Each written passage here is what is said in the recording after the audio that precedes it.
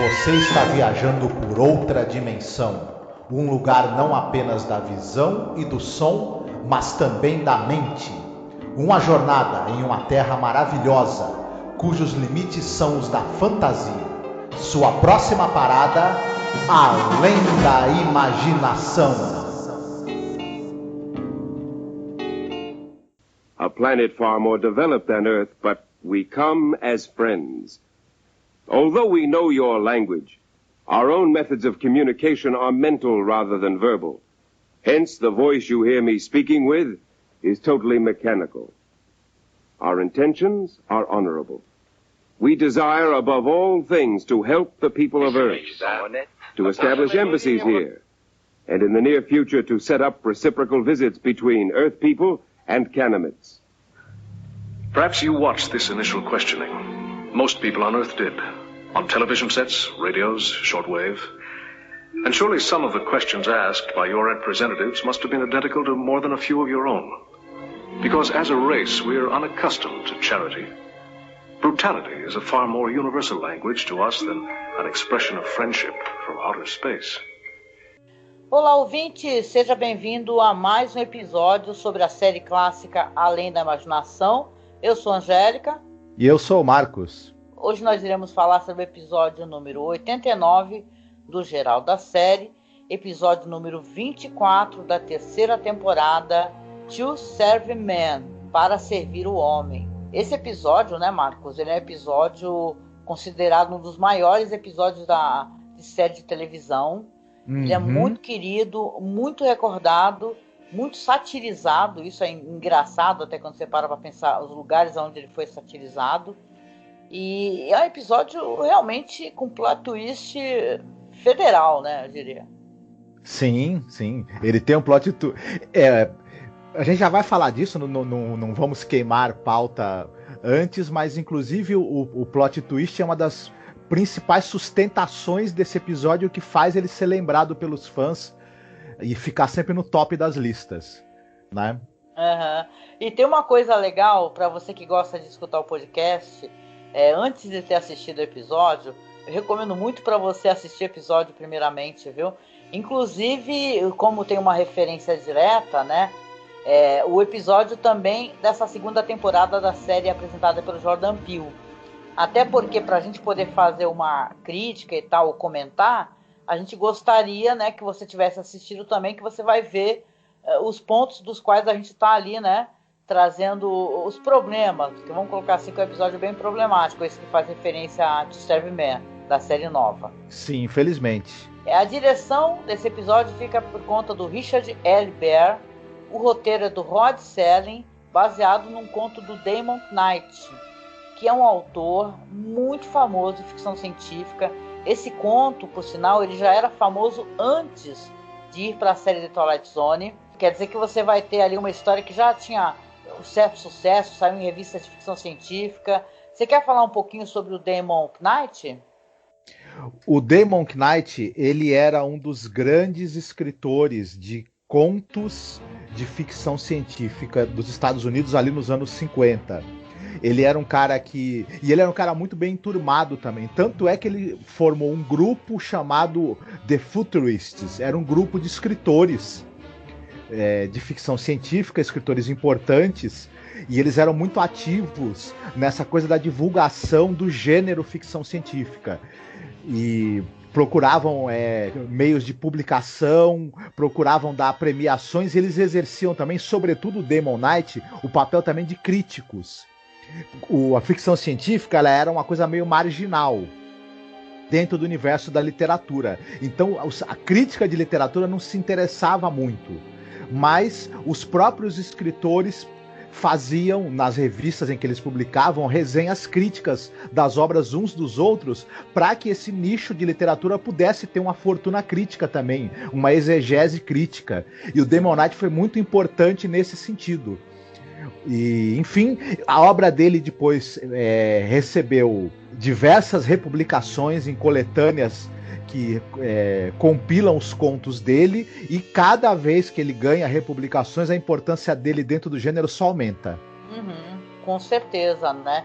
E essa é uma história que aonde é interessante falar isso, porque dentro de uma produção, né, a gente já deve ter falado isso em algumas ocasiões, para quem escuta a gente acompanha deve recordar, que certos episódios eles eram para sair em uma época, não saem, aí sai, por exemplo, o último episódio de um diretor sai primeiro, por questão de temática, de timing. Esse foi um episódio que ele deu muito problema, porque o que aconteceu?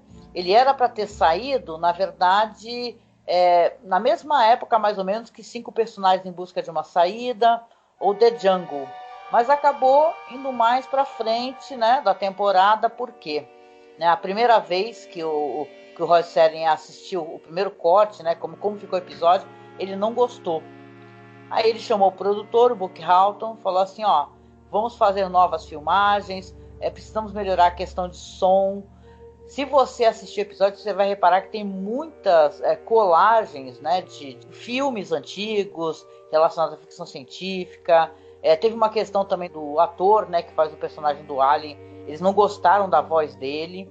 Acabou sendo gravado por um cara que fez o gênio daquele The Man in the Bottle. Não sei se tu lembra, Marcos. Sim. Do cara que termina virando um nazista, né? Então você tem uma voz ali que também não funcionou. E é um episódio assim que ele é muito querido por muitas pessoas, mas tem gente que também não gosta dessa grande colagem de imagens, de filmes e tal, que acho que tem pouquíssimo episódio gravado ali. Eu acho um episódio excepcional, vou logo falando. E tem uma outra coisa também interessante, que normalmente você tem o Rod Serling falando no começo do episódio, né? E dessa vez você meio que se surpreende. Não é a primeira vez que isso acontece. Aconteceu, por exemplo, no The Hitchhiker, né? Você tem os pensamentos, né, do personagem.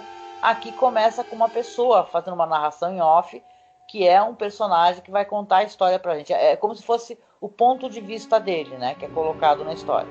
Exatamente. Tem gente que reclama também dessa questão, se precisava dessa narração em off mesmo, se uma outra cena com o personagem do Chambers era necessária realmente para a narrativa ou não. Mas a gente vai falar disso quando a gente entrar mesmo, né, na história do episódio e no andamento das coisas, né? Sim.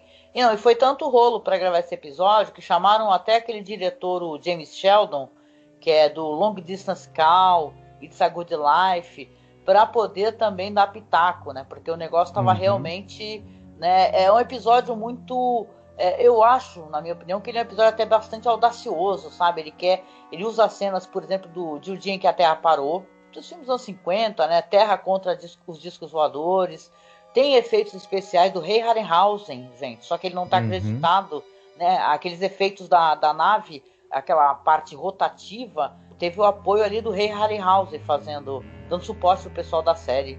Isso é muito interessante e dá uma pena de não ter ele nos créditos. Sim, a gente já tinha comentado essas coisas em outras oportunidades sobre os efeitos especiais e alguns objetos, né, de cena. As emissoras de televisão não tinham recursos como um estúdio de cinema tinha. Então elas se associavam aos estúdios de cinema. Aliás, fazem isso até hoje, né?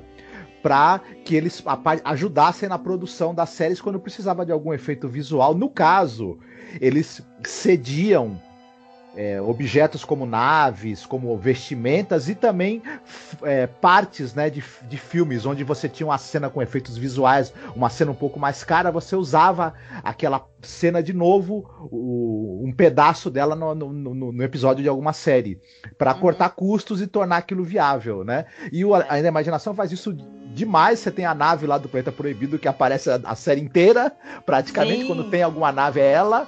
Costuma utilizar, por sinal, cenas da nave de ponta cabeça. Isso. Nesse episódio ela aparece tanto de ponta cabeça como com a portinha aberta, né? Que você vê ali no Third from the Sun, né?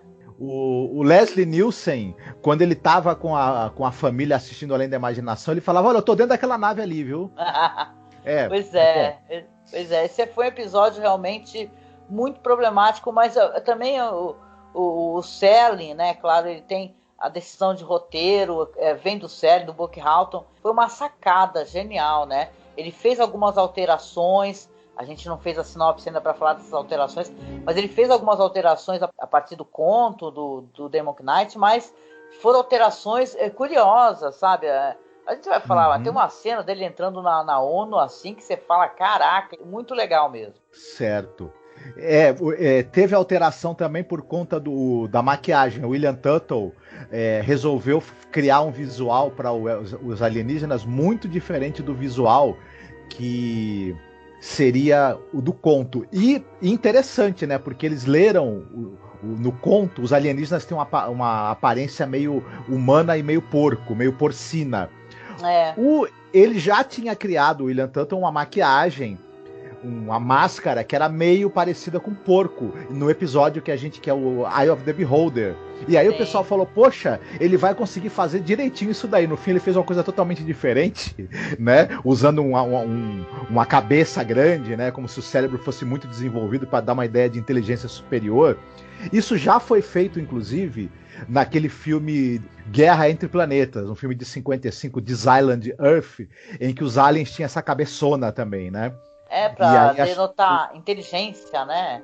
E tal. Eles colocam poucos pelos, colocam aquela área, a maquiagem, né? Tem ao redor dos olhos, é meio escurecido, assim como se... para dar uma aparência de complacência, quase irracional. E uma deferência, uma tranquilidade. Então, foi muito bem sacado. Questão de maquiagem, porque o William Tuttle é um gênio, né? É um gênio. Então, é claro que o trabalho ficou muito bem feito nesse episódio. Como mais pra frente também vai ter o trabalho dele em Pesadelo a 20 Mil Pés, né? Então é muito legal. E essas diferenças, quando você fala em alienígenas porcos, né? Porque eles falam que pareciam porcos meio humanoides, né? Se lembra daquele jogo, tem um jogo de videogame que eu não vou lembrar inteiro, mas que eu jogava no PlayStation 1, que o cara, ele matava os alienígenas que eram porcos. Então é interessante como você vai pensar nas referências da cultura pop. Eu lembro da Casa do Fim do Mundo, do William Hope Hodgson, que também tem aquelas criaturas meio humanas, meio porcos, que são os monstros no livro. Mas, enfim, se eles tivessem feito isso no audiovisual, o problema seria o seguinte, você logo ia imaginar que essas criaturas têm alguma má intenção. E você ia lembrar que porcos também comem pessoas, né? Sim. Enfim, e aí acho que o escritor pretendia fazer essa ponte mais pro audiovisual e entregar muito rápido que alguma coisa estava errada e podia entregar o plot twist. Então acho que essa decisão que eles tiveram de fazer um ser com aparência inteligente e meio que zen foi acertadíssima. Com toda certeza. Você quer comentar um pouquinho sobre o elenco? Sobre, por exemplo, o Richard Kell, né? Que era um homem enorme, né? Então ele fez muito papéis de pessoas grandes, gigantes, né? Nas produções. Ele era um cara de 2,15 metros de altura e por conta disso ele fazia personagens meio gigantes, e ele era muito solicitado para filmes e séries que tinham a temática da fantasia, do horror, essas coisas. Ele tá num episódio do Kolchak e os Demônios da Noite, por exemplo. Todo mundo, claro, lembra dele principalmente porque ele era o cara de dentes de metal de 2 filmes da série 007, 007 O Espião que Me Amava e 007 Contra o Foguete da Morte, né? Os dois com o Roger Moore. Então esse personagem dele era um personagem que foi muito querido, inclusive na época, tanto que ele teve que voltar para mais um filme e em vez de ser vilão, passar a se tornar aliado do 007, de tanto que o pessoal gostava desse personagem dele. Era muito famoso mesmo, né? Eu lembro do homem com a boca de metal. Era muito interessante. É uma pena e o Richard Kell, ele também tentou trabalhar atrás das câmeras, ele também escrevia, dirigia. À medida que ele foi ficando um pouco mais velho, foi diminuindo muito a oferta de papéis para ele. É uma pena, ele teve uma carreira que depois de um certo tempo os convites foram minguando, ele não tinha mais aquele vigor físico e aquela postura intimidante que ajudava também, além da altura dele. Mas ele tem alguns papéis assim absolutamente inesquecíveis. Um deles é justamente como o extraterrestre desse episódio, né? De Além da Imaginação. Falando rapidinho a gente já falou do diretor, do Richard L. Baer, né? Ele é um cara que começou nos anos 40 e 50 fazendo aquela série de curtas de humor com o humorista George O'Hanlon, falamos disso. Ele era um cara também muito ligado ao faroeste na televisão. Ele dirigiu muitos episódios, por exemplo, da série Cheyenne com Clint Walker. Ele também dirigiu sitcom. Era um cara que ele era meio que pau para toda a obra, né? Sim. Seguindo aqui falando rapidinho do elenco, nós temos o Lloyd Brochner. Ele, se alguém vai lembrar dele por algum motivo, com certeza é porque ele era aquele sujeito intragável que era o Cecil Colby, do Dinastia. Aquele né, estroina. E ele se juntava com a outra mau caráter da pior espécie possível, que era a Alexis, que era a personagem da Joan Collins. Eles faziam a dupla do mal em Dinastia. Eu tenho uma lembrança meio remota. Eu acho que eu cheguei a assistir Dinastia. Acho que passou aqui no Brasil, viu? Quem assistia a série, né, vai lembrar com certeza. Ele também fazia a voz do prefeito, né, na série do Batman, na série animada. E ele é um cara que, falando assim rapidinho pra gente não se... Ele fazia também, junto com o Rod Tiller, uma série chamada Hong Kong. Uma série também que fez um certo sucesso e tudo mais. Mas ele era um cara que ele tinha uma voz fantástica. Ele começou no rádio, ele fazia programas de rádio e ele também fazia, por exemplo, voz de atores que apareciam na tela, mas não tinham uma boa voz. Legal. Então ele dublava também atores cuja voz não era muito boa. E isso rendeu para ele muitos papéis onde ele tinha essa coisa de usar. Não é à toa que nesse episódio não tem uma narração de fundo à toa. O Rod Serling, conhecendo a carreira do Lloyd Brochner como locutor e o quanto as pessoas apreciavam a voz dele, resolveu incluir nesse episódio uma narração justamente por causa do talento dele para isso, do Lloyd Brochner. A gente tem também outra personagem importante, é a Susan Cummings, que nesse episódio de Além da Imaginação, ela faz a outra moça cientista ali que trabalha ali no departamento de linguística, a Patty. Ela tem uma das frases mais famosas da série e da história da televisão americana, né? Que eu não vou dizer qual é a fala agora para não estragar e tudo. Mas ela era uma atriz de origem alemã e ela trabalhou muito na televisão, principalmente em séries de faroeste. Ah, interessante. O personagem dela aparece pouco, mas é muito importante, né, na história. Sim. O interessante é saber que na produção para rádio, né, que todos os episódios têm um drama de rádio, né, tem até para comprar isso daí. Você tem, a gente falou de voz, né, do Richard Kiel, que acabou sendo redublado, mas o lance que para rádio utilizaram uma voz muito profunda, com muita reverberação, e diz que é muito mais assustadora a voz pro drama da rádio. Inclusive a voz na nave, né, que vai ter essa voz falando com o personagem, também é uma voz feminina, né? Então você tem umas diferenças assim no drama da rádio. Se por acaso eu encontrar, eu também deixo um caquinho aqui para vocês. Eu tô curioso de escutar.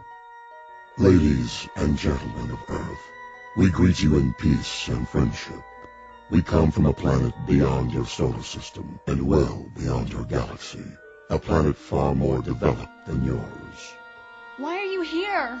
To establish... Hey, what's that book? Get a picture of it. That's the title. I can't see. He's not even moving his lips. He doesn't have lips, does he? To establish embassies here, and in the near future to set up reciprocal visits between Earth people and Canaanites. Canaanites, what's that? Certo, e aí, vamos lá para a sinopse, para poder comentar? Hoje sou eu que faço a sinopse. Então vou tentar fazer uma sinopse breve, né? Eu tentar, porque eu nunca consigo, né?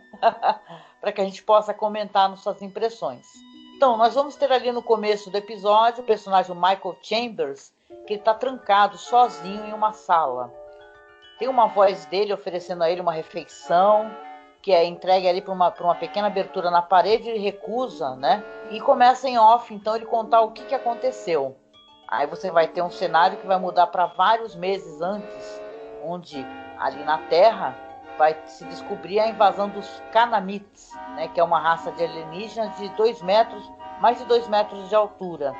que eles pousam na Terra. Enquanto isso, o planeta está sendo assolado por várias crises internacionais.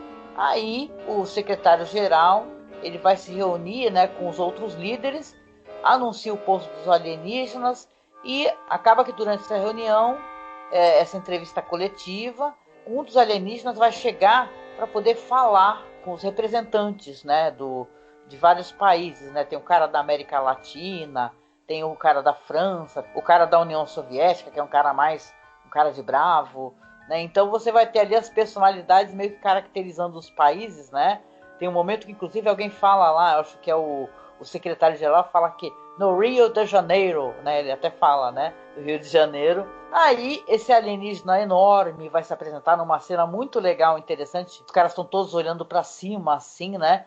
E ele se comunica sem mover os lábios, né? Você vai ter ele olhando para as pessoas com aquele olhar impassível e informando que, na verdade, ele veio em paz, que ele quer ajudar a Terra, acabar com a fome, criar uma espécie de campo de força onde os países em suas fronteiras se sentissem resguardados, não precisassem ter medo uns dos outros. E, no final de contas, fica todo mundo admirado. O representante da União Soviética pergunta o motivo, fala por que você quer ajudar, né? E tal. Ele fala assim, porque nós ajudamos vários planetas, né? E, gente, se tem uma coisa que esse episódio é divertido, é quando tu sabe o desfecho. Sei que isso daí todo mundo fala que estraga, né? Eu tô até me prolongando aqui. Mas quando você sabe o que vai acontecer, começa a ficar tudo muito divertido. Eu, pelo menos aqui, eu tava me divertindo bastante. Pelo menos quando ele responde assim, nós já fomos em vários planetas, já ajudamos em vários planetas, né? Pois é. Aí o caso é que eles estavam muito cautelosos, com muito medo, porém vão passar ali o Kanamiti por um polígrafo, não é isso? Né? E mesmo ele explicando que o corpo dele é diferente de um corpo de um ser humano comum, ele vai responder as perguntas, aí aparentemente quando ele tá mentindo a agulhinha fica muito, né, sei lá, se mexe muito, e quando ele tá mais falando a verdade, a agulhinha fica ali mexendo-se pouquíssimo. Então se conclui que na verdade eles querem realmente ajudar as pessoas. Até tem um momento ali que ele fala assim que ele tem uma espécie de produto, né, um fertilizante isso, de nitrato, que vai acabar com a fome no mundo, que vai transformar os campos secos em campos muito férteis. Gente, é engraçado, vocês desculpem, mas ele fala que na Argentina, fala assim que na Argentina você vai resolver a questão da Argentina, né, e tal, que eu saiba, não lembro da Argentina ser uma terra árida, né, mas deixa pra lá. Nem eu. Na Argentina tem comida a pampas. Tem, né, é as pampas, né, a pampas, né, é uma brincadeira, né, com a fronteira. Mas assim, no caso é que eles acabam cautelosos no começo, porém vão ficando muito à vontade quando veem que, na verdade, eles querem só ajudar os humanos. Os Kanamites, inclusive, eles vendem assim, o planeta deles como uma espécie de paraíso, né? E eles falam assim, olha, vocês podem visitar, vocês têm direito de visitar, e nós queremos partilhar do nosso paraíso com vocês, né? E vão começar a ter longas e longas listas de seres humanos querendo visitar o planeta dos Kanamites. E eu deixo aqui, né, pra gente poder depois falar sobre a conclusão e tal.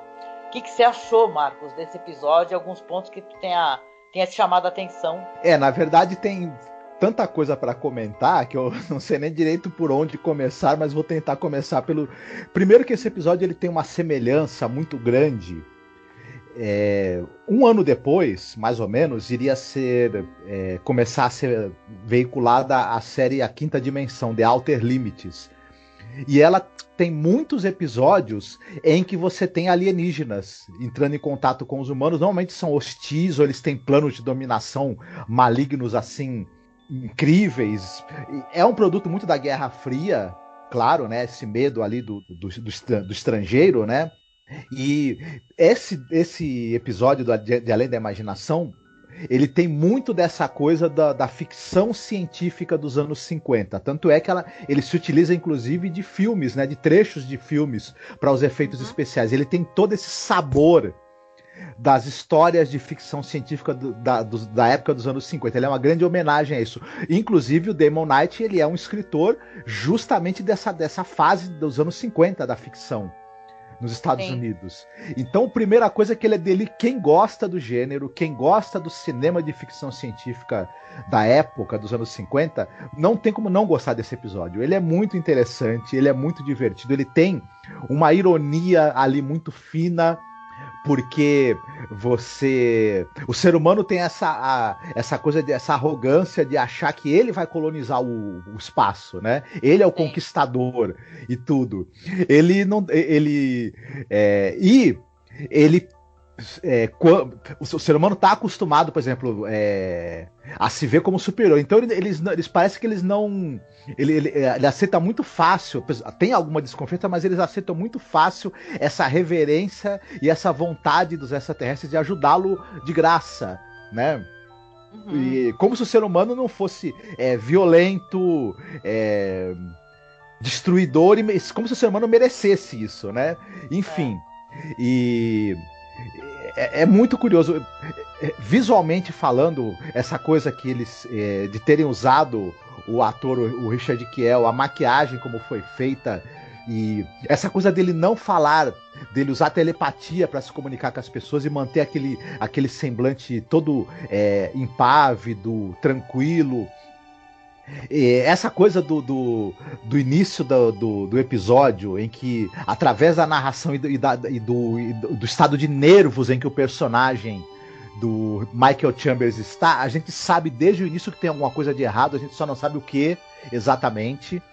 Então vai gerando toda essa ansiedade, essa antecipação, e o episódio segura isso muito bem. Embora ele tenha sido muito picotada a montagem dele, por conta da necessidade de refazê-lo, porque a primeiro corte o produtor e o Rod Serling não gostaram, ainda assim ele é conduzido de maneira interessante, prende a atenção, tem bastante humor e tem realmente um plot twist muito, muito bacana e muito divertido. E que depois vai ser usado isso e parodiado à exaustão, né, nas décadas seguintes. Sim. E essa questão até do livro, né, porque eu acabei omitindo isso da minha sinopse, tem essa coisa dele estar o tempo todo com um livro na mão, enquanto ele está lá nesse congresso ali da ONU, né, e tal. Então ele deixa o livro para trás. É uma coisa que é bem diferente no conto original, porque na verdade tem esse personagem, né, que é o Michael Chambers, né, que ele tem a Patty, que é a ajudante dele. Eles são linguistas, eu acho que mais do que linguistas, eles são pessoas que fazem a análise de criptografia, né? Então, por exemplo, pessoas que fazem análise em época de guerra, né, e tal, de como é que dá para você ver o que o pessoal está se comunicando.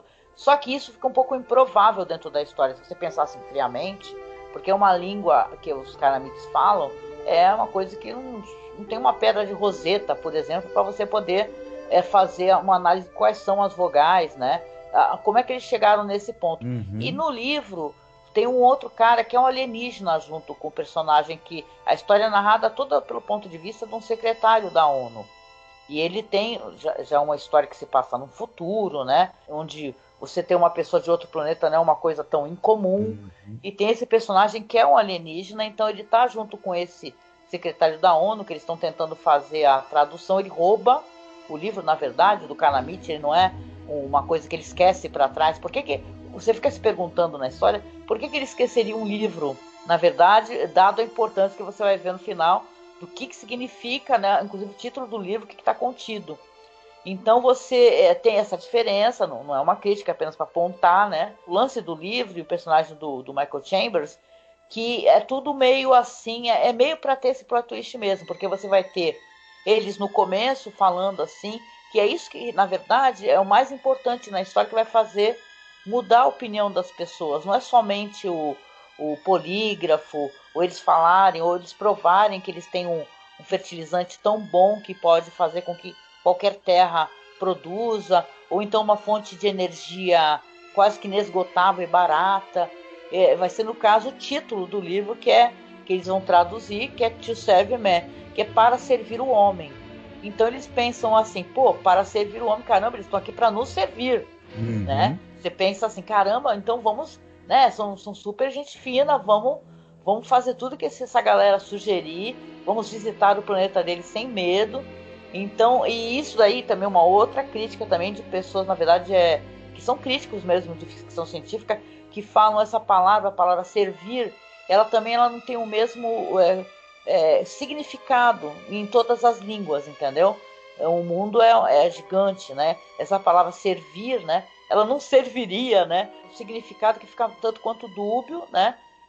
E é utilizado na história. Não sei se estou me fazendo entender. Tu entendeu o que eu estou falando? Sim, entendi.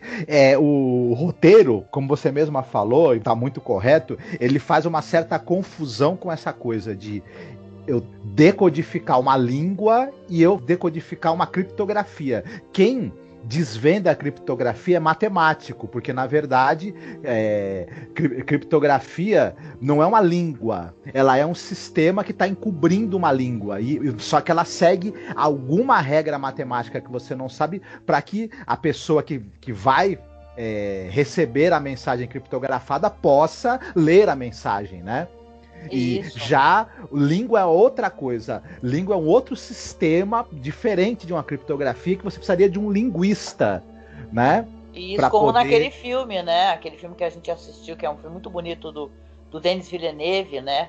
Aquele The Arrival, né? Uhum. Então tem uma coisa, tem um linguista, e até mesmo um linguista, você fica pensando como ele poderia se basear, né? Ou talvez conseguisse, o filme prova que sim, né? No The Arrival, ele compreendeu uma língua que não é humana, entendeu?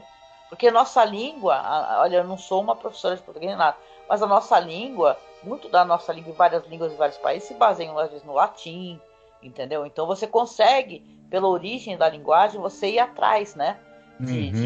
Da origem de certas palavras, de você conseguir fazer. Não é à toa que a gente compreende, né? Mesmo se confundindo, que não é que essa língua seja fácil de compreender.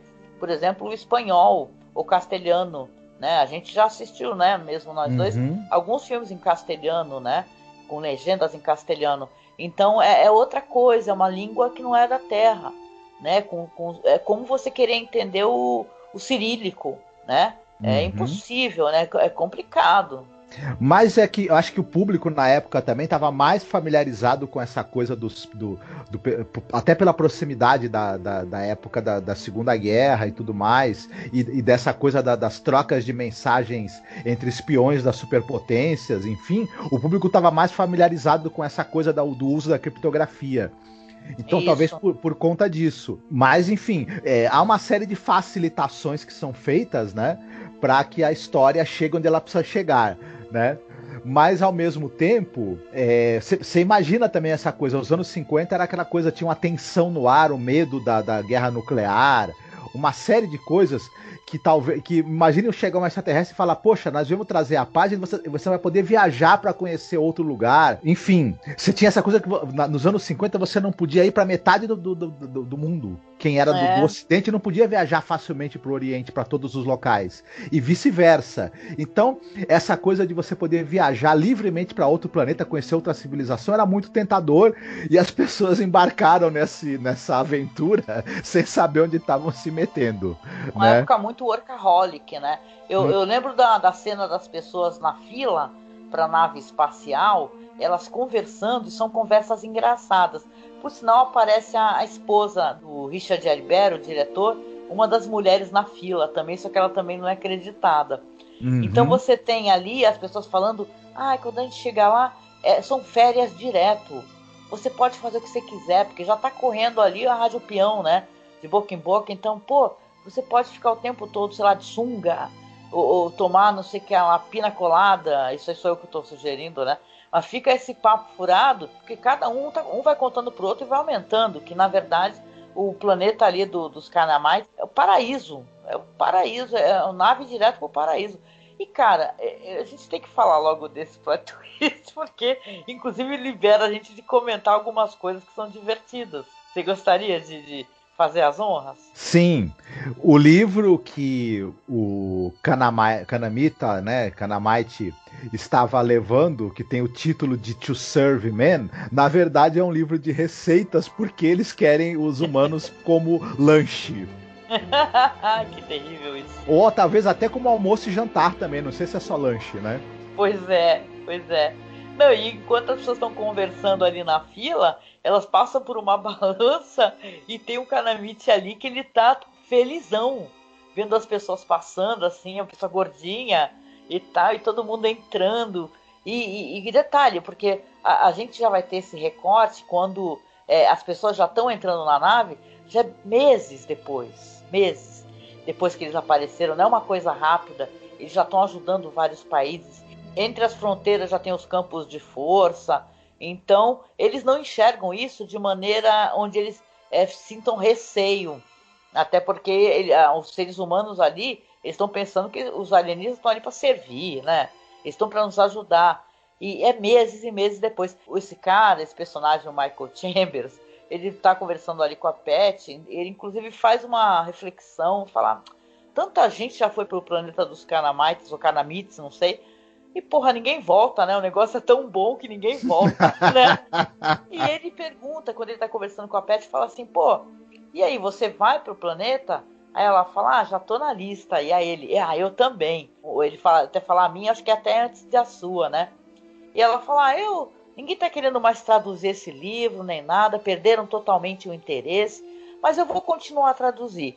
E tem aquele corte do tempo e o Michael já tá na fila, inclusive, né? E ela continuou a tradução. E aí que vem aquela cena, que é uma cena inacreditável, né? Dela correndo feito louca, aparecendo lá na fila, já perto da hora dele subir, dele entrar na nave, seguram ela e ela grita assim, para servir um homem, um livro de receitas!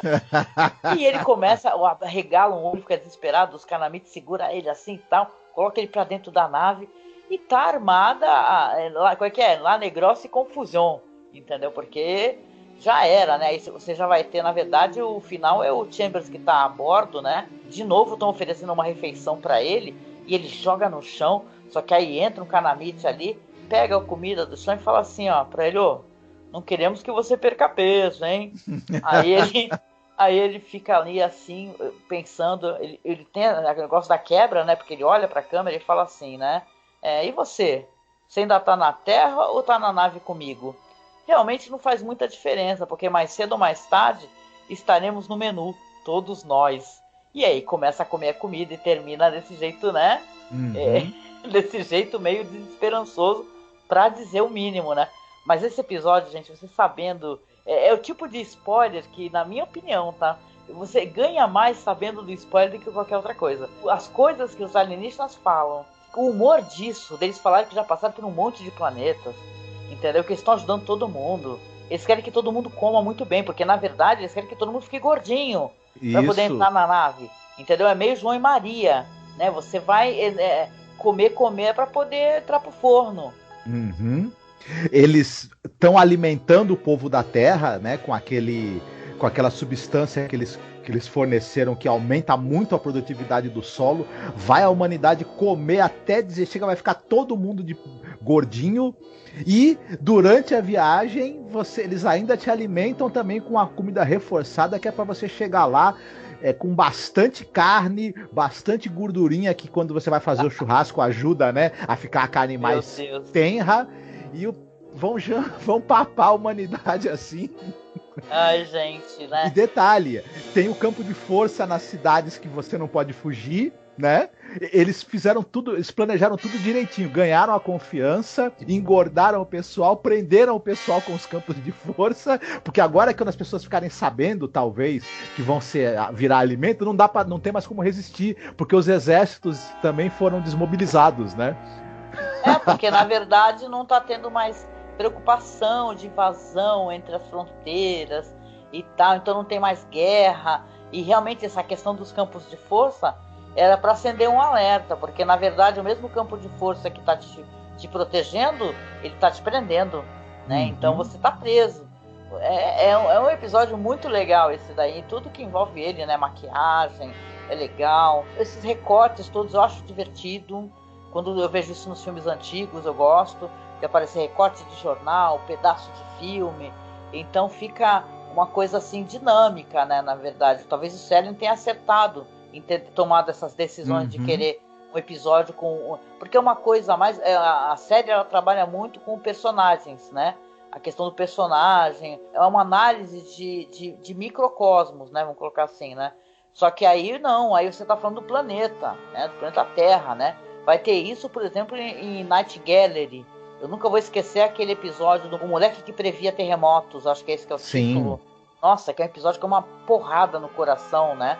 O moleque, ele fica falando assim para as pessoas o que vai acontecer, e ele se torna uma coisa famosa na televisão. Só que o moleque, ele sabe realmente tudo que vai acontecer, inclusive o pior, né?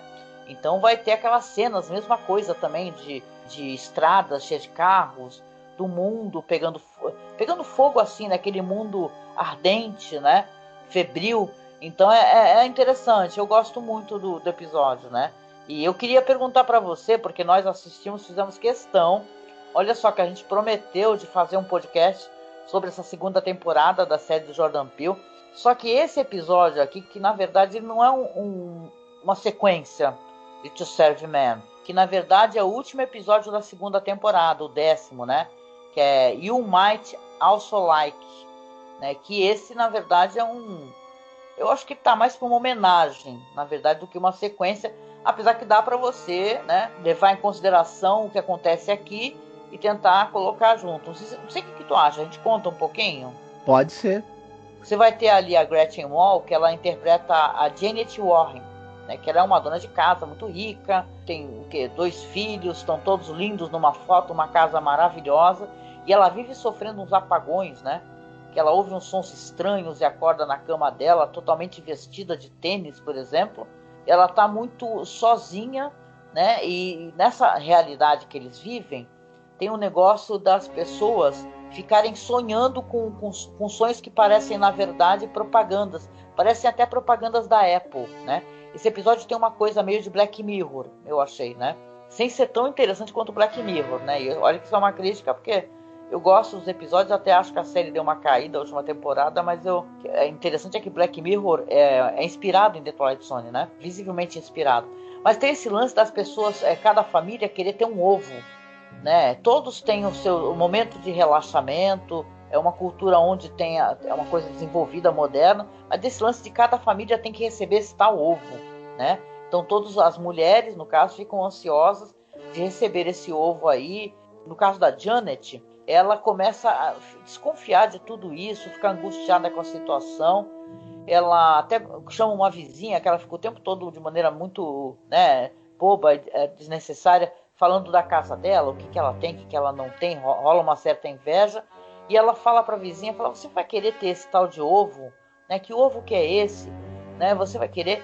Porque eu não quero, eu vou ligar para eles cancelar. Inclusive ela tenta cancelar, que é uma parada meio de telemarketing, né? Ele quer falar e conversar com uma questão de consumismo, telemarketing, na verdade de uma necessidade que a pessoa acha que tem, só que ninguém sabe. O grande plot twist dessa história aqui do Jordan Peele é que, na verdade, ela vai descobrir, né, o que é esse ovo, vão aparecer os alienígenas novamente, é como se eles continuassem estudando a humanidade, né? Eu não vou contar o desfecho, porque independente do episódio ser bom ou não, acho que a pessoa merece assistir, né, e tal, mas eu não acho um bom episódio, já vou dizendo logo, eu acho um episódio confuso, parece um episódio onde as pessoas estão se divertindo muito fazendo o episódio, né, mas eu fico com a impressão que eles estão se divertindo, o espectador não.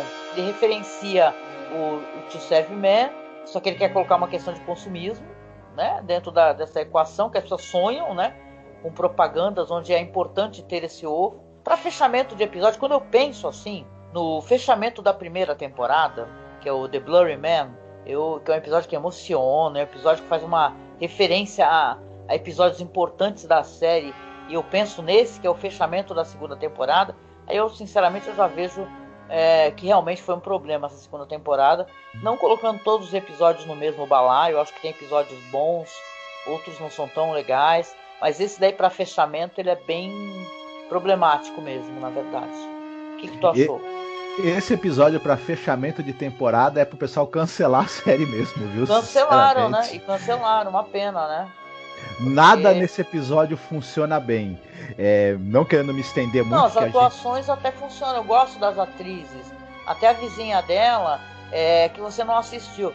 mas tem uma série muito legal da Netflix chamada Russian Doll, sabe? Com uma atriz do Orange is the New Black, e ela aparece nesse episódio, ela que é a vizinha intrometida, que quer o tempo todo ver o que a mulher tem de bom, o que a mulher tem de ruim. Uma pena, essas atrizes, elas são meio desperdiçadas, né, nesse episódio. Ele tem uma coisa que o ritmo dele é problemático, você tem dificuldade em se inserir naquele mundo, se imergir naquele mundo, naquela realidade. Se você assistiu o episódio da série original, fica mais fácil, porque você já meio que sabe o que tá acontecendo ali, então você consegue se orientar mais facilmente. O público que não tenha assistido o episódio da série original vai ficar meio perdido durante boa parte desse episódio aí da série do Jordan Peele, e quando vem a conclusão e o plot twist, a gente fica sabendo realmente o que está acontecendo e o que é esse ovo e por que as pessoas têm essa necessidade dele e não sabem bem por quê. E quando tem essa coisa de aparecer finalmente os alienígenas, fica tudo meio difícil de se encaixar ali. É uma pena, né? Porque até que eu achei que até a ideia era muito boa da releitura que eles fizeram. Ela apenas, na hora da execução, alguma coisa não bateu. Né? E é triste porque, na minha opinião, essa série e tudo que o Jordan Peele faz são coisas maravilhosas, tudo muito bem filmado, sabe? Você pode falar um monte de coisa, por exemplo, desse episódio, mas você não vai falar mal da atuação, porque elas estão ótimas, né? Você pode reclamar do roteiro, achar que é confuso, que ele queria fazer um The Twilight Zone Black Mirror, mas não rolou. Mas tudo que envolve é muito bem feito, entendeu? Então dá uma pena, você fala, putz, né? Podia estar rolando, talvez, aí um projeto para a terceira temporada e as coisas darem certo, né? Eu fico com um pouco de impressão que parece uma certa influência de produção, sabe? De gente enchendo o saco ali que queria isso, queria aquilo. Eu tenho que me informar mais, mas eu fico com essa impressão de que o Jordan Peele não teve muita autonomia nessa segunda temporada, mas, né? E falando rapidinho aqui também das referências que Two Serve Man teve na cultura pop, foram muitas mesmo, de verdade, mas eu acho que uma das mais engraçadas tem aquele... Então, no Corra que a Polícia Vem Aí 2,5, né, que é um filme, uma comédia bem escrachada, divertida, tem um momento que tem um personagem chamado Terence Baggett, e ele está segurando um livro escrito assim, To Serve a Man, para servir o homem. E o engraçado é que ele é interpretado pelo Lloyd Bochner, que você falou, né, que ele é que está fazendo o personagem e gritando, é um livro de receitas. Então aparece no Corra que a Polícia Vem Aí 2,5. Tem uma referência também no filme Madagascar, porque na hora que o Alex, o leão, tá com um dos lêmures conversando, o lêmure vai e mostra um livro intitulado Para Servir o Lêmure e proclama, é um livro de receitas. Então é cheio de referências, tem nos Simpsons também. Então você vê esses episódios famosíssimos de Além da Imaginação, eles acabam virando, né, referências para a cultura pop. E eu acho muito interessante saber que nesse caso específico já era um conto famoso, né? Isso é bem legal, né? Já era um conto que às vezes o conto fica muito mais famoso porque apareceu no episódio da série. Nesse caso não, já era um conto famoso, né? Então, sim, muito legal. Não tem como uma história como essa não ser depois referenciada e parodiada, porque é muito divertido, como a gente estava mesmo comentando, né? É uma daquelas coisas assim que é uma ideia tão boa que, independente, até o episódio é muito bem feito, o episódio é muito bem conduzido, o tom funciona, as atuações, tudo tem o padrão de qualidade que a gente está acostumado em Além da Imaginação, né, do Rod Serling e tal. Mas a ideia é tão boa que ela chega a ser até a transcender o episódio em si, né? Enfim. É verdade. Tão famoso que em todas as coletâneas de artes assim para a série que o pessoal desenha, sempre tem esse alien cabeção. E aquela pergunta que a gente sempre faz, e aí, ponto alto e ponto baixo, na tua opinião, Marcos? Pra mim, o ponto alto com certeza é o plot twist, né? Que esse episódio tem. Esse final aí, essa icônica frase, é um livro de receitas, né? E ponto baixo tem essa coisa das remontagens que o episódio precisou ter, e a gente acaba percebendo uma outra quebra de ritmo. e que você teve, depois introduziram cena aqui, cena ali para melhorar a narrativa, mas eu acho que se isso de certa maneira é um problema, também não prejudicou o prazer que o episódio gera, né? Legal. Olha, para mim foi um bom episódio. Eu não colocaria nenhum ponto baixo, na verdade. Talvez a cena um pouquinho mais... Não é um ponto baixo, mas é meio bobinha esse negócio do polígrafo, né? Porque se a biologia do alien não é igual ao do ser humano, não poderia funcionar do mesmo jeito, a mão ficar suada, né? Os mesmos pontos ali na cabeça. Então, na verdade, não é uma coisa que estrague nem nada, é um episódio bem divertido. Quando você assiste a primeira vez sem saber de nada, então você se diverte, mas na segunda vez, quando você está sabendo, aí vira uma coisa muito engraçada. Então, daria uma nota altíssima, com certeza, to Seven Men. E aí, Marcos, você separou alguma coisa para poder recomendar? De filme, livro, série, no finalzinho? Olha, dessa vez eu não quero saber, eu vou fazer 3 recomendações, sinto muito. Opa! Primeira coisa, a gente tinha falado que o personagem desse episódio, o ator que faz o alienígena, também trabalhou no filme 007, O Espião que Me Amava. Primeira recomendação minha é que esse filme é sensacional. Pra mim é o melhor filme da franquia. Quem puder, não deixe de ver, que vai se divertir demais. Outra coisa, um outro filme que foi influenciado por esse episódio é um filme do Peter Jackson. Muito antes dele pensar em fazer O Senhor dos Anéis, ele era um diretor de filmes de baixíssimo orçamento e de gosto altissimamente duvidoso. E também de muito divertidos. E ele tem um filme chamado Bad Taste, de 87, que no Brasil recebeu o nome de Trash Náusea Total, título muito bem colocado, e basicamente ele fala de desaparecimentos que estão acontecendo numa cidade, numa pequena cidade, e esses desaparecimentos são causados porque a Terra, né, aquela região, tem a presença de alienígenas que estão desaparecendo com as pessoas e substituindo essas pessoas. Os desaparecidos estão sendo enviados para virar hambúrguer, porque esses alienígenas, eles têm uma rede intergaláctica de fast food.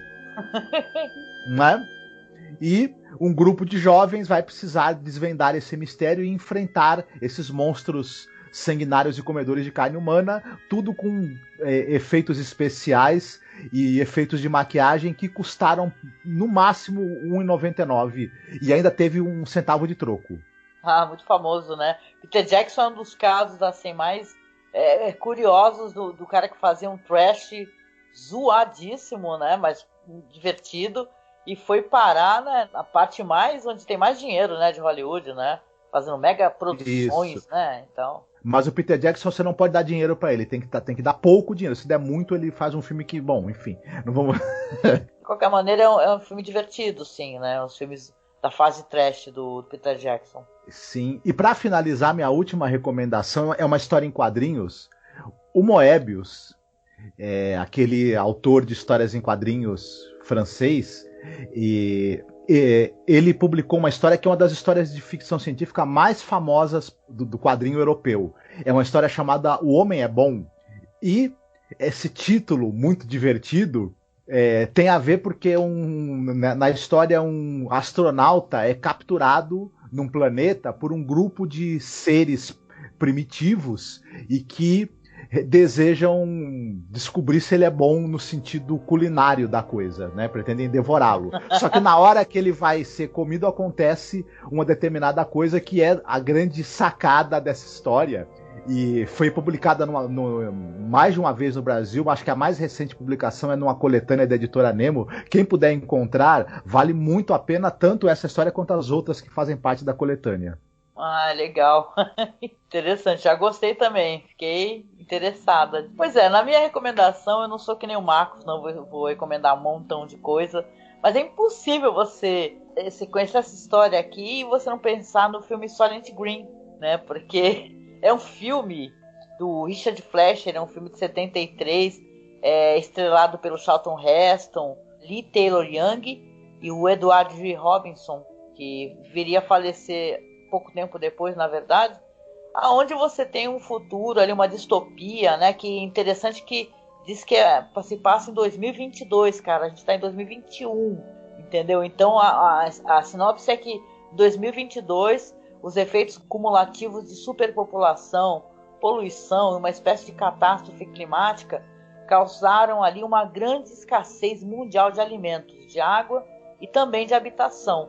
Aí eles colocam como exemplo ali em Nova York, que vivem mais de 40 milhões de pessoas, onde apenas uma pequena elite da cidade pode pagar por apartamentos espaçosos, onde tem água potável, tem comida natural. Comida natural que se diz é você ter uma alface, por exemplo, um pepino, né? Inclusive a elite tem várias concubinas que são chamadas de móveis. Gente, eu lembro quando eu assisti esse filme, eu fiquei revoltada. E tem o detetive ali, que é o Frank Thorne, né, com o amigo dele, o Saul Roth, que é um analista muito inteligente, né, um cara conhecido inclusive como Livro. O Thorne, ele vai começar a investigar um assassinato de um homem rico e influente, né, que é membro do conselho da Soylent Industries. A Soylent é um lance que o nome é uma mistura de soja e lentilha, né, por isso que é Soylent. E eles produzem umas bolachas que eles fizeram para poder alimentar metade do mundo. Aí eu lembrei do Dória com a ração humana deles, sabe? Ó, recordem sempre disso, é importante, né? Tem as bolachas que é Soylent Red, Soylent Yellow, mas a mais recente, que é muito mais saborosa e nutritiva, é Soylent Green, né? Que ela diz que ela é feita com plâncton do oceano, porém está começando a escassear. Aí você vai ter uma história de investigação, né? Esse curioso futuro que é apresentado nesse filme, porque esses futuros aí dos anos 70, eles acabam sendo muito divertidos de assistir. Eu lembro quando a gente assistiu e gravou sobre, né?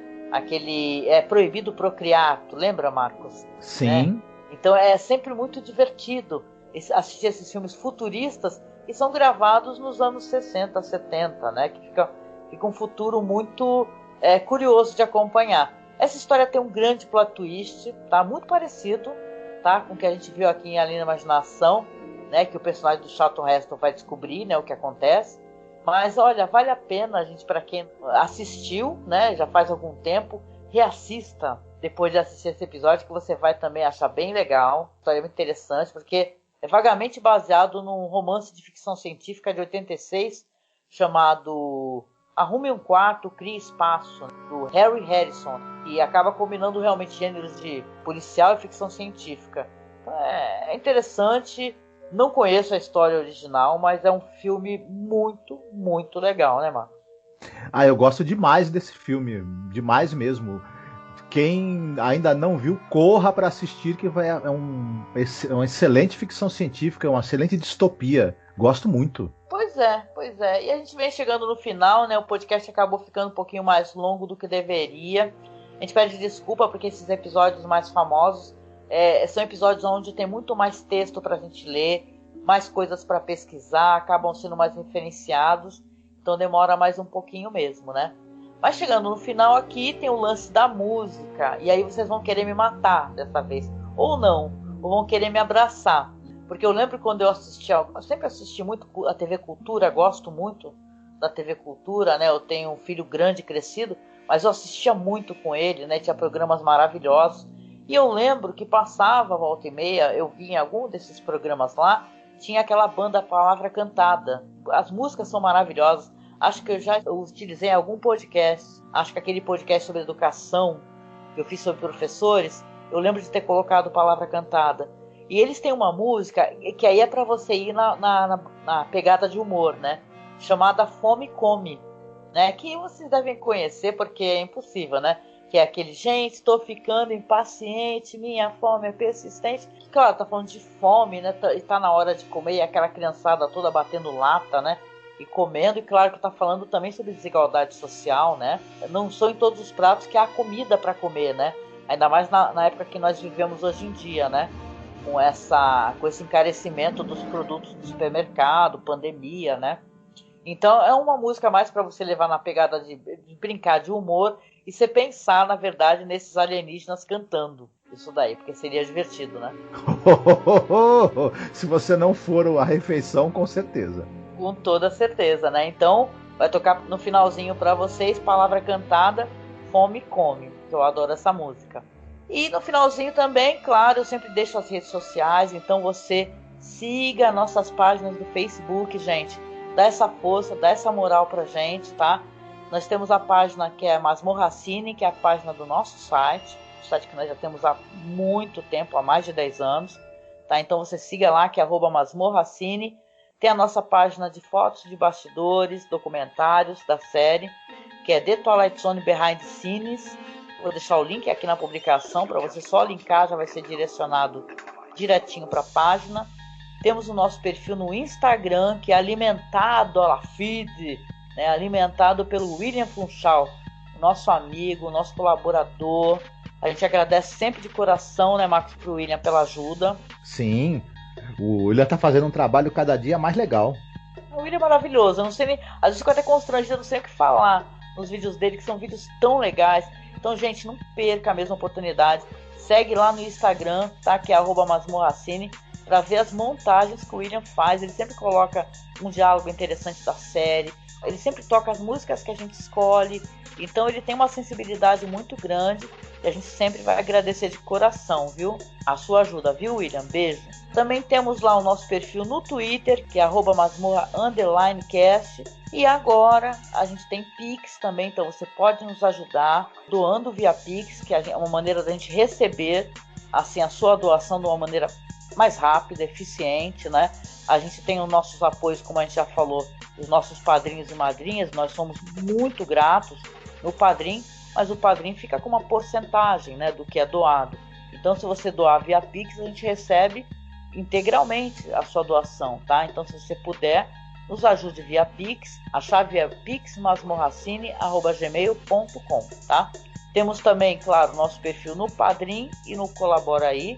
É só você entrar para poder ver o nosso material, as nossas propostas e doar para a gente algum valor, sabe? Se tornar um colaborador mesmo, mensal do Masmorra Cine. Assim você garante, inclusive, que a gente consiga fazer mais podcasts sobre Além da Imaginação, né? Todo ano a gente faz uma temporada inteira e é normalmente uma maratona, né, de gravações, porque a gente tem, claro, no meio da pandemia, trabalho, filho, correria, 1000 problemas, a gente nunca deixa o programa atrasar, então a gente tem uma responsabilidade muito grande com o projeto. Então, se você puder, apoie a gente, tá? Oh, yeah. E a gente vem chegando aqui no finalzinho, deixando para você aquele beijo gostoso, aquele abraço apertado. Se cuide, viu? Se cuide. Cuide dos seus, mantenha distanciamento social. Fique em casa se puder, né? Porque nós que trabalhamos, nós não conseguimos, né, ficar em casa, mas vamos nos cuidar bastante, álcool na mão, distanciamento, sempre que possível. E a gente vai chegar ao final disso, gente. Isso daí não vai ser para sempre não, viu? Esperança, viu, gente? Deixar um beijo para vocês e a gente se encontra aí no próximo podcast sobre Além da Imaginação. Fiquem bem, comam bastante, se alimentem bem, fiquem gordinhos que os canamitas estão precisando de vocês. Então é isso, gente. Um beijo para vocês e a gente se encontra logo mais. Fiquem bem. Tchau, tchau. Tchau.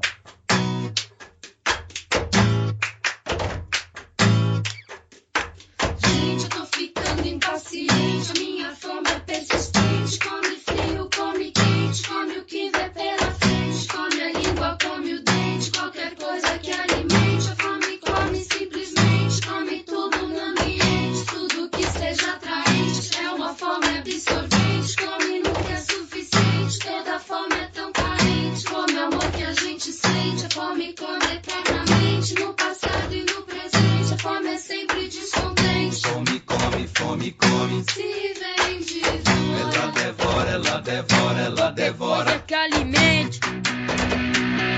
Se for cultura, Ela tritura, ela tritura. se o que vem é uma cantiga, Ela mastiga, ela mastiga. ela então nunca discute. Só deglute, só deglute. E se for conversa mole, Se for mole, ela engole. se faz falta no abdômen. Fome, come, fome, Gente, come. eu tô ficando impaciente. A fome sempre é descontente. Toda fome é tão carente. Qualquer coisa que alimente. Come o amor que a gente sente. Come o amor que a gente sente. Tô ficando impaciente, a minha fome é persistente. Come frio, come quente, come o que vê pela frente. Come a língua, come o dente. Qualquer coisa que alimente, a fome